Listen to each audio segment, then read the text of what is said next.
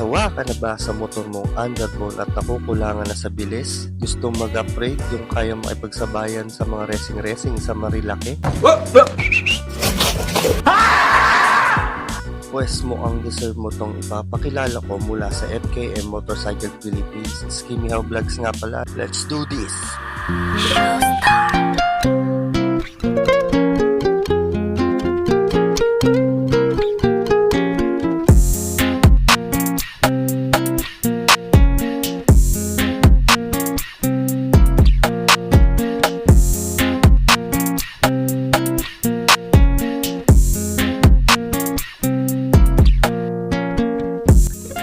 FKM 3GP300 ay subok na sa racetrack sa lugar ng Tarlac City na naipanalo na ni John Mark Dialagdon o sa mas kilalang Juan Marco nung nakarang taon sa Inside Racing 300cc category. Si Juan Marco din ang kauna-unahang nagkaroon ng unit ni FKM na 3GP300. Kita nyo naman, hindi basta-basta ang mga sponsors na nakadikit kay 3GP300. Sino ba naman hindi magagandaan sa forma nitong si 3GP300 ay naka-single-sided aluminum swing arm na at hindi mo akalaing 300cc lang to. Bukod doon ay naka-automated adjustable racing set shifters na naka 5-inch fully laminated TFT with IPS full view instrument display pa. Talaga naman ready for racing na to mga kuys. Si 3GP300 ay naka vertical position single cylinder 4-stroke at water cooled with a max horsepower of 27.9 or 9,750 RPM and the max torque is 22 Newton meter or 7,500 RPM. At syempre naka-electric fuel injected na siya. Sa transmission naman niya ay may 6 files. Ay talaga namang bukod sa sumasahid na tuhod,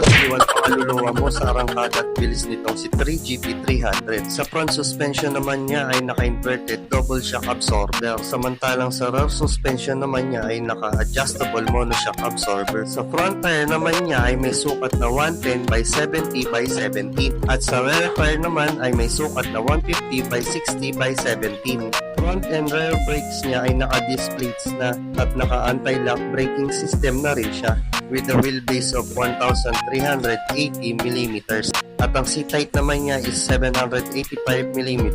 Ground clearance is 160mm na may bigat na 166 kilograms. Oh, nahilo na ata yung taga-video ko. At ang fuel capacity niya ay 17 liters. Samahan pa netong napaka-agresibong LED headlamp and tail lamp. Sheesh! Oh, abay habol na bago matapos ang taon at makapag-hashtag ng post na last ride before 2024 ends. At para sa ibang detalye at katanungan, huwag mahiyang i-mensahe ang kanilang FB pages at para makahabol sa kanilang collaboration promo with SEC Philippines. In every cash or installment basis ay may libre kang helmet at top box. What? Tama narinig mo, top box at helmet ni SEC Philippines.